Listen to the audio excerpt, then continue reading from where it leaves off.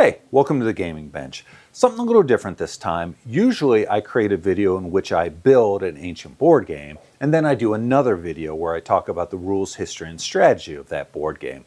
Today I'm going to combine those two into one video. So two reasons for that. First, the board for this particular game is really simple. It's a 6x6 checkerboard. Shouldn't be a complex project at all, knock wood. And secondly, this isn't an ancient game. It's actually a modern game, so there's really no history to talk about. So let's get into it. The game I'm talking about today is called Prudh. It's created by one of my favorite game designers, James Ernest. Ernest had a company called Cheap Ass Games that produced a wide variety of super inexpensive, silly, and fun to play games.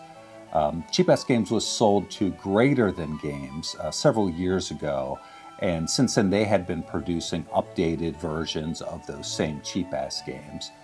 Interestingly, the parent company of Greater Than Games recently announced that they were shutting down Greater Than Games, so the entire portfolio of those games went back to James Ernest, so it'll be interesting to see what he does with these games next. The thing I love about James Ernest is that clearly he loves inventing and playing games, but he seems less interested in making money off of those games. I mean, he does sell his games, and I'm sure he's making some money, but with the Cheap Ass Games website, often he would give away a lot of his games as printable PDFs or just provide the rules and you could make your own game board. And so it is with Prudh. I recently saw on his site that he put out a video on how to play this game and put the rules out there for free. I mean, you can buy a game board currently from Greater Than Games, but it's just a 8.5 by 11 sheet of printed cardboard, so it's nothing special. But I saw the video and it looked like a fun game, so that's why I'm building it today. So like I said, this is just a 6x6 checkerboard. So I'm gonna make this out of walnut and red oak. This is some scrap I had laying around. I've already cut it into strips and I'll glue these together in alternating colors to form the chessboard or the checkerboard. If you've watched any YouTube woodworking videos before, surely you've seen somebody make a checkerboard or a chessboard just like this. Before I glue these together, I think I'm going to cut some biscuits in them, not so much for strength, but to help with the alignment.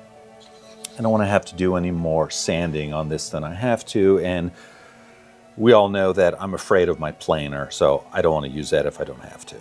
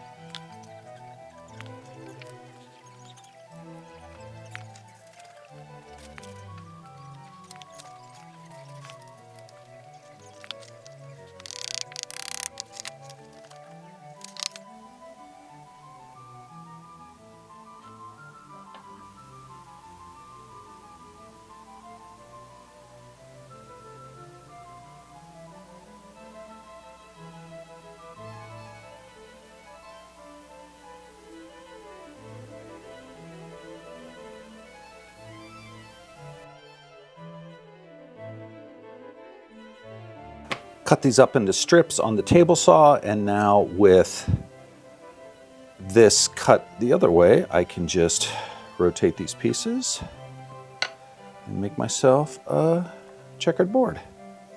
I cut one more than I needed just to give myself some options in case any of these looked rough. But that looks pretty good. I've actually never made a checkerboard using this technique before, and it was pretty easy. So now I just need to glue this up, and then I'll have a checkerboard. I'll put a border around it, make it a little more fancy. This is most of it done here.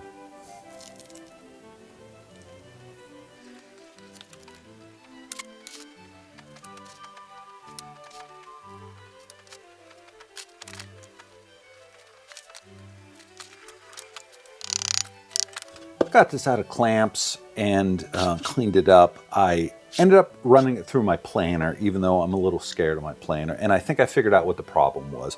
Me, not surprisingly. The instructions say to crank the blades down no more than half a turn, so that's what I've been doing, but it seems like that's way too much. So this time when I ran it through, I had it on a sled to flatten it, make both faces parallel, and I just cranked it down like a fraction of an inch each time, a little bit, ran it through a bunch of times, and I've gotten a good result.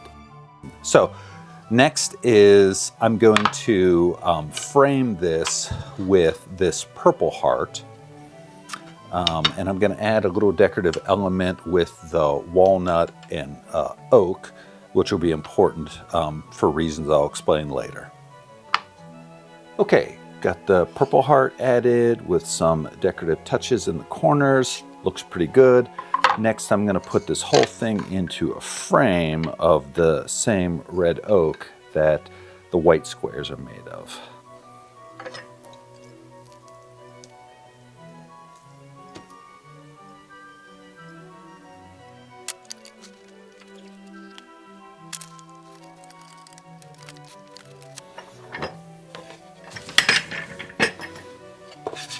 Looks good. I think I'll give this thing a quick sanding, but I'll probably still end up throwing it through the planer to really clean it up.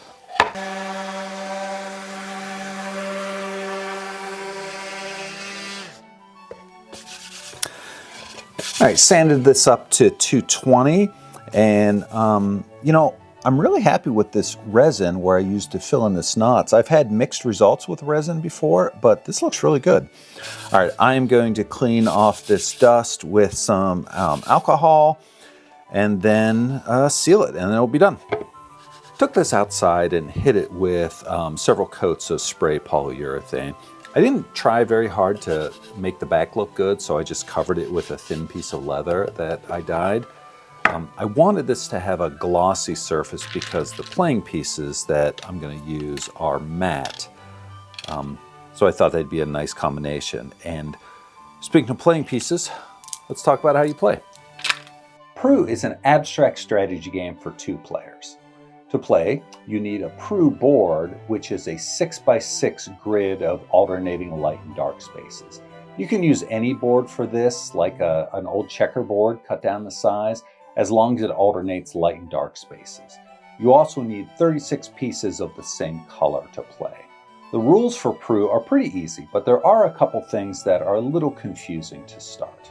One thing that's a little confusing when you first start to learn Prudh is the pieces. Unlike most board games that have different color pieces for yourself and your opponent, both players in Prudh use the same 36 pieces that start on the board just like this. So you don't control the pieces based on the color, you control them based on the color of the square they're resting on. So in this game, I'm playing the white squares and my opponent is playing the dark squares. Most Prudh boards have some sort of indication of which color you're playing to help remind you throughout the game. So in the board that I made, there's 2 oak squares here in the corners and 2 walnut squares here in the corners to remind the players that here I'm playing oak, or the white squares, and my opponent is playing walnut, or the dark squares. On your turn, you can move one of your pieces in one of 2 ways. The first way you can move your pieces in what's called a slide. A slide is taking any piece that's on the color squares that you control and sliding it diagonally so it joins with another piece, like this. I could take this piece and slide it forward and stack it on top of this piece. Now I have a stack of 2 pieces. My opponent could take a stack and move this and stack it on top of his piece, and so on until you start to build up stacks. That's your first legal move. The second move you can do is called a run. And a run is where you pick up a stack of pieces, at least 2, and move them orthogonally, meaning in a straight line, north, south, east, west. And you pick it up and you leave one piece behind on every space that you go forward. What happens in those spaces depends on what was there when you started. So this space was blank when I started, it was empty. So in an empty space, the piece just stays there. This piece had one piece on it that I covered with my piece. And since it's on a white square, my opponent's color, I get to capture that entire stack and take it off the board. The final piece on my stack came to rest on a black square, which I control, so that stack stays where it is. One thing to know, you can only capture enemy stacks that are smaller than the size of your stack when you first start moving. So here's a different example. I have a stack of 4 pieces here on white, and my opponent has a stack of 1 piece here and a stack of 5 pieces here. If I wanted to, I could conduct a run that goes 1, 2, 3, 4.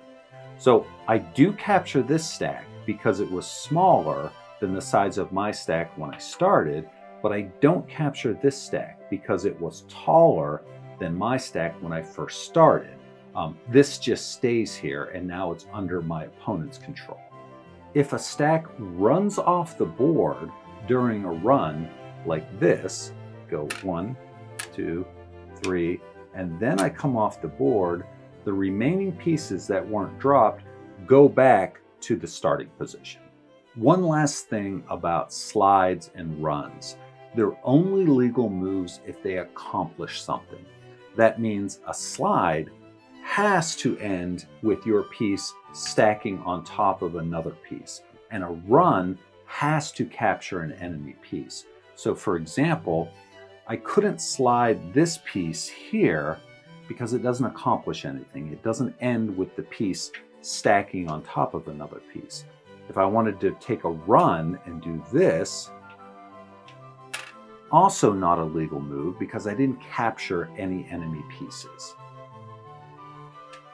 The game ends when there are no more legal moves to be made. So let's say we're here at the end game, it's my turn, I can make a run that captures this stack, and I'll add that to my captured pieces. Black doesn't have a lot of choices. They can't do a slide. They can't do a run here because this is the same height or the same number as their piece. So the only move they really have is this slide. Then I'll take and do a run and capture this piece. That leaves black with the ability to do a slide. I can also slide. Black can't slide this piece. This is his only piece left. He could do a run. Well, he can't do a run because these are the equal heights. So he can't legally make that move. That means the game ends on black's turn. At the end of the game, the player that took the last turn, white in this case, gets a bonus equal to the tallest stack that they control on the board. So the tallest stack I have are these 3 pieces. So once you have all the pieces, you can compare stacks, and whoever has the highest stack, in this case white by 2, is the winner. If you're anything like me, the first time you saw the rules for Prudh, it seemed pretty confusing. But really, once you play a game or two, the rules are really intuitive. All you need to remember are a couple key things. First, that you only control the pieces that are on your colored squares using the cheat sheets in the corner. And on your turn, you can only do one of 2 things. You can do a slide, which is taking one or more of your pieces, moving it diagonally to combine with one or more of your pieces on another square. Or a run, where you take the entire stack of your pieces and move them orthogonally, covering a piece as you go. If you run off the board, it goes back to the home space, and any stacks of your enemy that are smaller than the stack that you had when you started are captured and added to your total. This was something a little different. Usually my channel has a separate video for the building of an ancient game and the rules, history, and strategy of an ancient game. Occasionally I like to talk about modern games too. But if this is the kind of content that you like, I hope you'll like and subscribe, and I'll see you next time on The Gaming